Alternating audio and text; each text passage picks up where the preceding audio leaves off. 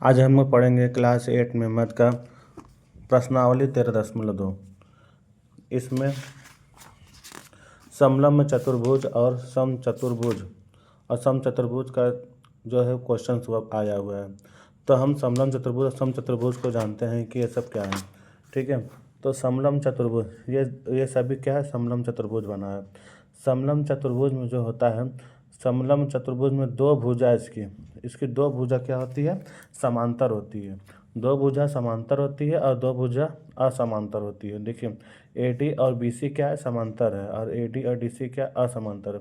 इसमें भी देखिए दो भुजा क्या है, समांतर। इसमें ये और ये समांतर है और ये असमांतर है। इसमें ये वाला और ये वाला समांतर और ये वाला ये असमांतर। मतलब ऐसा चतुर्भुज जिसकी दो भुजा समांतर हो और दो भुजा असमांतर, उसको क्या बोलते हैं, समलंब चतुर्भुज बोलते हैं। ठीक है, समांतर क्या होता है, देखिए समांतर का मतलब ये होता है कि दो भुजा, एक ये भुजा और एक ये भुजा, ये दोनों आप देखिए कितना भी बढ़ाएंगे, ये भी कितना भी बढ़ाएंगे, लेकिन आपस में कहीं भी मिलेगा नहीं। ठीक है, ये वाला भुजा ये वाला, इसमें देखिए ये वाला और ये वाला जो भुजा है, इसको बढ़ाते जाएंगे नहीं, कभी भी आपस में मिलेगा नहीं। लेकिन इसके अलावा जो दो भुजा, जैसे इसको देखिए हम आगे बढ़ाएंगे, इसको आगे बढ़ाएंगे तो ये दोनों आपस में क्या मिल जाएंगे, तो ये दोनों असमांतर हो गए और ये दोनों क्या समांतर हो गए। समांतर भुजा वो भुजा होती है जो उसको कितना भी बढ़ा लेंगे, दो सभी जगह पर समान अंतर पर रहेंगे। सभी जगह जब क्या रहेंगे, समान अंतर। जैसे मान लीजिए ये हम भुजा ऐसे बढ़ाएंगे, इसको ऐसे, ये आपस में कभी नहीं मिलेंगे, इनके बीच की जो दूरी रहेगी ये हमेशा समान रहेगी, इसीलिए इनको बोलते हैं समांतर। तो ऐसा चतुर्भुज जिसकी दो भुजा समांतर होता है, दो भुजा असमांतर, उसको क्या बोलता है, समलंब चतुर्भुज बोलते हैं। समलंब चतुर्भुज का जो फॉर्मूला होता है वो होता है, समलंब चतुर्भुज का क्षेत्रफल जो होता है 1/2 गुणे H कोष्टक में B1 प्लस B2।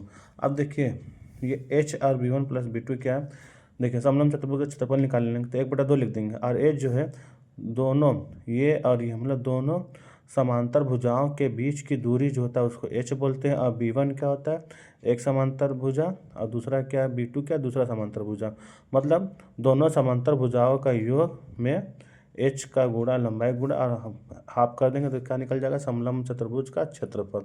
ठीक है, फिर से जान लीजिए, समलंब चतुर्भुज का क्षेत्रफल होता है 1/2 गुणे दोनों समांतर भुजाओं के बीच की दूरी H और दोनों भुजाओं समांतर भुजाओं का योग। ठीक है, H का मतलब होता है समांतर भुजाओं के बीच की दूरी, B1 और B2 क्या है, समांतर भुजाओं की लंबाई है। ठीक, ये जान लिया। अब उसके बाद आएगा समचतुर्भुज। क्या आएगा, समचतुर्भुज। समचतुर्भुज क्या होती है, जिसकी सभी चारों भुजा, देखिए जिसकी चारों भुजा बराबर होती है वो क्या होती है, समचतुर्भुज। और समचतुर्भुज जो होता है, समचतुर्भुज को निकालने का दो फार्मूला होता है। पहला जो फार्मूला है, समचतुर्भुज का क्षेत्रफल 1/2 गुणे D1 गुणे D2। यहाँ D1 और D2 क्या है, समचतुर्भुज के विकर्ण है। विकर्ण क्या होता है, ये जो बीच में जो हम ऐसे खींचते हैं इसको क्या बोलते हैं, विकर्ण। तो समचतुर्भुज का क्षेत्रफल होता है 1/2 गुणे D1 गुणे D2। ये हो गया हमारा समचतुर्भुज का एक फार्मूला। और दूसरा इसका फार्मूला है, समचतुर्भुज का क्षेत्रफल बराबर B गुणे H। B क्या है, B होता है समचतुर्भुज का आधार। B क्या होता है, समचतुर्भुज का आधार या भुजा। मतलब समचतुर्भुज का जो है सभी भुजा बराबर होती है। अब चाहे ये भुजा दे चाहे ये भुजा दे, वो सभी क्या होगी, सभी बराबर होती है। तो समचतुर्भुज का चाहे आधार दे चाहे भुजा दे, उसको B बोलते हैं। और उसका जो H होता है, H को क्या बोलते हैं, शीर्ष लंब। शीर्ष लंब या भुजाओं के बीच की दूरी है, जो भुजा ये भुजा और ये भुजा, इनके बीच की दूरी क्या कहलाती है, शीर्ष लंब। शीर्ष लंब बोले या ऊंचाई बोले या H बोले, ठीक है, दोनों होते हैं। तो भुजाओं के बीच की दूरी को H बोल लेंगे या शीर्ष लंब। ठीक है, दोनों तरह से देता है, शीर्ष लंब भी देता है और भुजाओं के बीच की दूरी, तो उसको क्या मानते हैं, H मानते हैं। और जब समचतुर्भुज के भुजा दे या तो समचतुर्भुज का आधार दे, उसको क्या मानेंगे, B। तो समचतुर्भुज का क्षेत्रफल क्या होता है, B गुणे H। ठीक है, आधार गुणे शीर्ष लंब, समचतुर्भुज का आधार गुणे शीर्ष लंब। ठीक है, ये दोनों फार्मूला हो गया। अब एक और फार्मूला आएगा, हीरोन्स फार्मूला।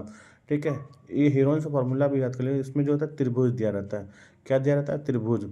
तो त्रिभुज का जब क्षेत्रफल निकालना होता है तो करनी में होता है S, S minus A, S minus B, S minus C। ठीक है, ABC क्या, देखिए ABC जो है त्रिभुज के भुजाओं की लंबाई है। हम कोई भुजा ABC मान लेते हैं, इसको मान लीजिए A, इसको B, इसको C। तो ये त्रिभुज की भुजा की लंबाई ABC। और जो S है, S का मतलब होता है तीनों भुजाओं का योग बटे में 2। तो A plus B plus C बटे 2, ये होता है हीरोन्स फार्मूला। अब आते हैं क्वेश्चन पर। तो हमारा पहला क्वेश्चन है, एक समलंब चतुर्भुज, एक समलंब चतुर्भुज P Q R S, R S के कोण पी और कोण एस समकोण है, कोण पी और कोण एस क्या समकोण है। इसकी भुजाओं की माप चित्र में दर्शाई गई, देखिए दर्शाया गया। समलंब चतुर्भुज का क्षेत्रफल ज्ञात कीजिए। ठीक है, अब हम इसका क्षेत्रफल ज्ञात करते हैं। तो हम देखते हैं, पी क्यू हमारा दिया है 20 और एस आर दिया है हमारा 25 और जो है पी एस दिया है 12 सेमी और क्यू आर दिया है 13 सेमी। देखिए इसमें बोला है कोण पी और कोण एस क्या है यहाँ पर, कोण पी और कोण एस क्या समकोण है। समकोण का मतलब होता है कि ये दोनों क्या एकदम सीधा है, ऐसे देखिए समकोण का मतलब होता है 90 अंश का एकदम सीधा बनता है, लाइन सीधा, तो उसको बोलते हैं समकोण या 90 अंश। ठीक है, तो इसका मतलब होता है ये दोनों सीधा सीधा दम लाइन है, तो ये P और S क्या इनके बीच की दूरी हो गया, मतलब ये H हो गया। ठीक है, ये H हो गया। तो समलंब चतुर्भुज का क्षेत्रफल होता है 1/2 गुणे H, 1/2 गुणे H B1 प्लस B2। यहाँ पर 1/2 गुणे H का मतलब जो होता है समांतर भुजा। देखिए PQ और SR क्या है, समांतर भुजा है, उनके बीच की दूरी दी है 12 सेमी, तो 12 लिख देंगे। और जो हमारा समांतर भुजा एक PQ है और SR है, तो PQ B1 क्या हो गया हमारा 20 लिख देंगे और जो B2 क्या है इसको 25 मान लेंगे। तो 1/2, 2 काट देंगे, 2 छः 12, 6 हो गया। अब 20 और 25 कितना था 45, तो 6 गुणे 45 हमारा आंसर आएगा 270 वर्ग सेमी। देखिए जब भी क्षेत्रफल निकालते हैं तो ध्यान दीजिए सब चीज़ सेमी में दिया है, तो हमारा आंसर क्या आएगा वर्ग सेमी। वर्ग सेमी लिखिए चाहे सेमी स्क्वायर, ये बात है। क्षेत्रफल हमेशा वर्ग सेमी दिया रहता है तो वर्ग सेमी में लिखते हैं या सेमी स्क्वायर में, और मीटर दिया रहता है वर्ग मीटर या मीटर स्क्वायर। ठीक है, ये बात हमेशा ध्यान रखिएगा। अब देखिए दूसरा क्वेश्चन हमारा है, एक समलंब चतुर्भुज ABCD में ABCD का समांतर है, मतलब AB और CD क्या है समांतर है। AB बराबर 30 सेमी, BC बराबर 15 सेमी, DC बराबर 44 सेमी, AD बराबर 13 सेमी। तो समलंब चतुर्भुज का क्षेत्रफल ज्ञात करिए। ठीक है, जिस तरह से वो बोला है हम लोग उस तरह से इसको बनाते हैं। ABCD एक क्या बना लेंगे हम लोग, समलंब चतुर्भुज बना लेंगे, जिसमें दिया AB बराबर 30 सेमी दिया 1 लिख दिए, CD बराबर 44 सेमी लिख दिए, AD बराबर 13 सेमी और BC बराबर 15 सेमी। जितना दिया है क्वेश्चन में उतना हम लिख देते हैं। ठीक है, अब इसमें बोल रहा है समलंब चतुर्भुज का क्षेत्रफल निकालिए। अब देखिए समलंब चतुर्भुज का क्षेत्रफल क्या होता है, समलंब चतुर्भुज का क्षेत्रफल होता है 1/2 गुणे H B1 प्लस B2। अब देखिए यहाँ पर हमें समलंब चतुर्भुज का सभी भुजा का माप ज्ञात हो गया, लेकिन हमें कहीं भी H नहीं मिला है। H मतलब इन जो समांतर भुजा जो है AB और CD जो समांतर भुजा, इनके बीच की दूरी हमें नहीं पता चला। देखिए इसमें क्या था, ये वाला भुजा एकदम सीधा था, सीधा का मतलब इनके बीच की दूरी हो गया, लेकिन यहाँ पर कोई भी भुजा सीधा नहीं है। देखिए ये 13 है, ये 15 है, ऐसे ऐसे 13, तो इनके बीच की दूरी हमें नहीं पता चला, मतलब H हमको नहीं पता चला है। तो H जो उसका उनके बीच की जो दूरी H है उसको निकालने के लिए हम किस चीज़ का यूज करेंगे, हीरोन्स फार्मूला का। ठीक है, हीरोन्स फार्मूला के द्वारा हम H निकालेंगे। ठीक है, तो हम निकालते हैं। अब हीरोन्स फार्मूला निकालने के लिए जानिए, देखिए ये हमारा समलंब चतुर्भुज AB और CD। ठीक है, यहाँ पर ये हो गया। अब उसके बाद हम क्या करेंगे, जैसे देखिए अगर जब हम कोई सम चतुर्भुज बनाते हैं तो सम चतुर्भुज हमारा कैसे रहता है, ऐसे देखिए रहता है। ठीक है, इस तरह का रहता है। तो इसी तरह हम समलंब चतुर्भुज जो है वो बनाएंगे। जब देखिए ये 30 सेमी ऐसे करके बना है, यहाँ पर देखिए, तो जिस तरह से ऐसे खींचाएगा इसी तरह हम इसको भी खींचेंगे। जब इस तरह से खींचेंगे तो क्या हो जाएगा 13 सेमी, ये भी 13 सेमी है तो ये भी 13 सेमी, और ये 30 सेमी है तो ये भी 30 सेमी। ठीक है, तो यहाँ पर हम इसको निशान लगा देंगे, एक भुजा अपने हाथ से खींच लेंगे, तो ये 13 सेमी और यहाँ से यहाँ के बीच की दूरी क्या हो जाएगा 30 सेमी।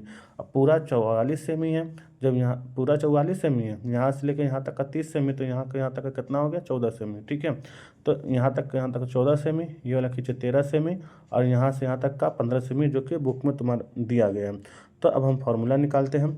त्रिभुज ABC का क्षेत्रफल, त्रिभुज ABC का क्षेत्रफल बराबर हीरोन से फार्मूला के द्वारा करने में S minus A S minus B S minus C।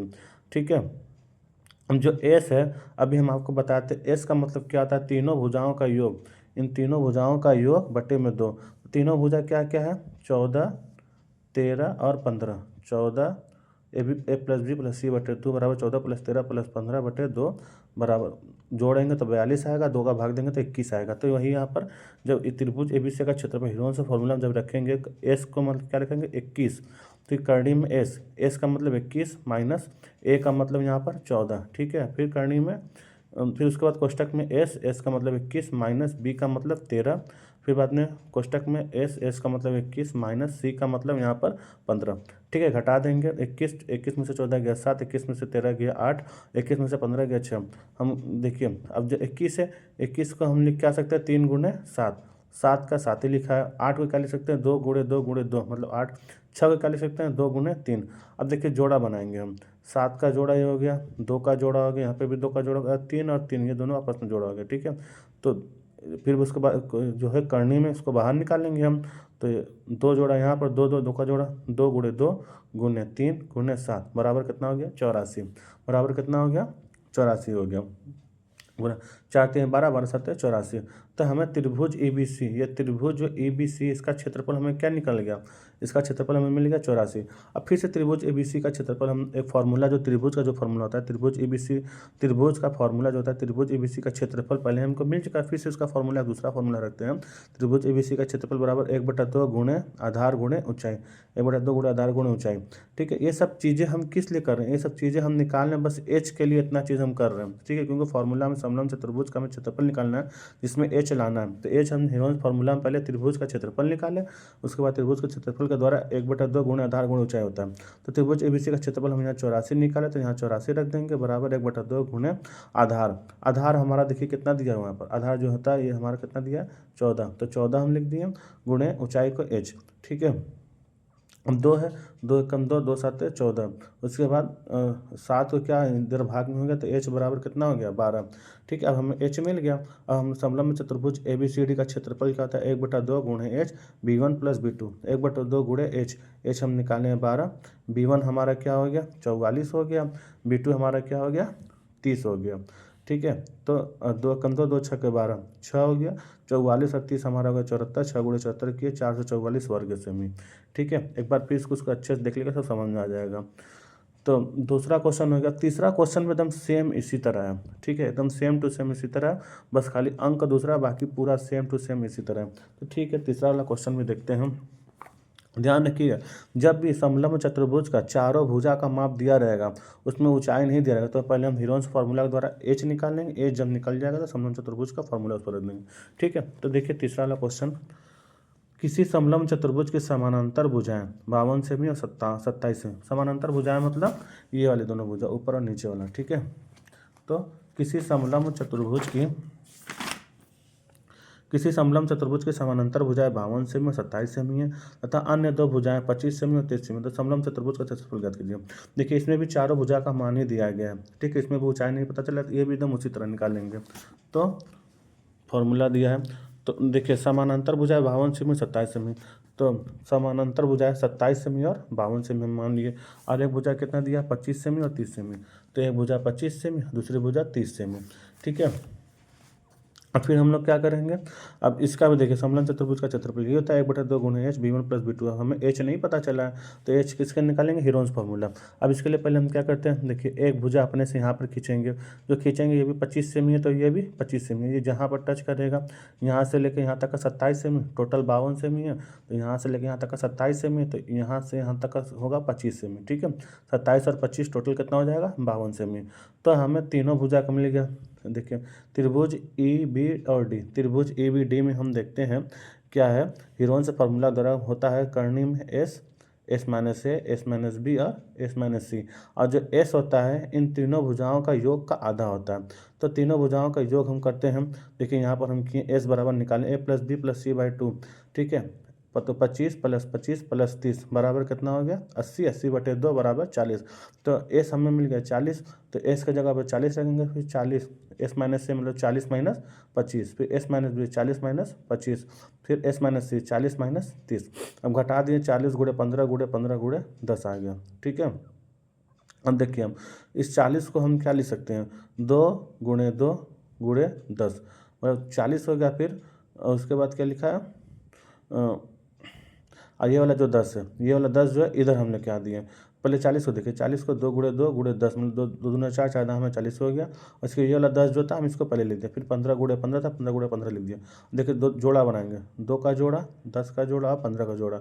जब इस तरह का जोड़ा बन जाता है तो इसको हम करनी के बाहर निकालते हैं। 2 2 बार है तो इसको एक बार, 10 2 बार है तो इसको भी एक बार, 15 2 बार है तो इसको भी कितनी बार, एक बार।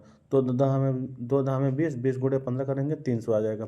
त्रिभुज ईबीडी, त्रिभुज ईबीडी का क्षेत्रफल कितना आ गया, 300। तो फिर से रखते हैं त्रिभुज ईबीडी का क्षेत्रफल बराबर 1/2 गुणा आधार गुण ऊंचाई। एक देखिए, एक हिरोन के द्वारा जो त्रिभुज का क्षेत्रफल होता है इसका फॉर्मूला ये होता है, और नॉर्मल जो त्रिभुज का क्षेत्रफल का फॉर्मूला क्या होता है, 1/2 गुणा आधार गुण ऊंचाई। तो त्रिभुज ईबीडी का क्षेत्रफल हिरोन फॉर्मूला के द्वारा निकालने आया 300, 300 रख दिए बराबर 1/2 गुणे आधार। आधार हमारा 25 दिया, 25 ऊंचाई h, ऊंचाई को h मान लेंगे। फिर देखिए 300 गुणे ये 2 इधर चला जाएगा, 3 गुणे 2, 25 इधर है तो इधर भाग में चला जाएगा। 25 से कम 25, 25 12 300, तो 12 दूना 24, एच हमारा 24 निकल गया।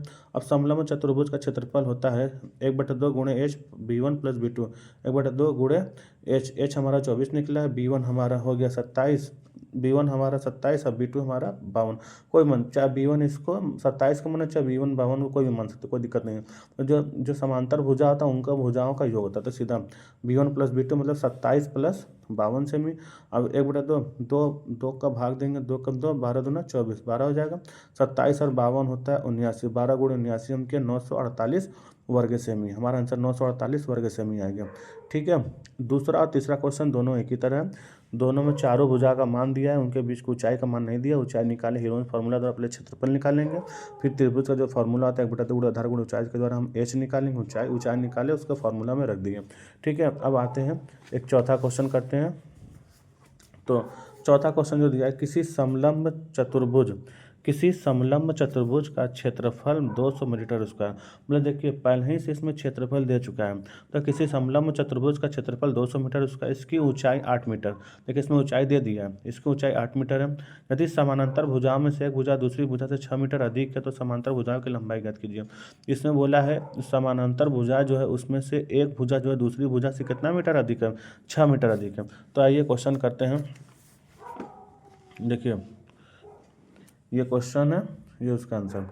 देखिए किसी समलंब चतुर्भुज का क्षेत्रफल, मान लीजिए इसका क्षेत्रफल क्या पहले देखिए समलंब चतुर्भुज का फॉर्मूला क्या होता है। समलंब चतुर्भुज का फॉर्मूला होता है 1/2 गुणे एच b1 प्लस b2।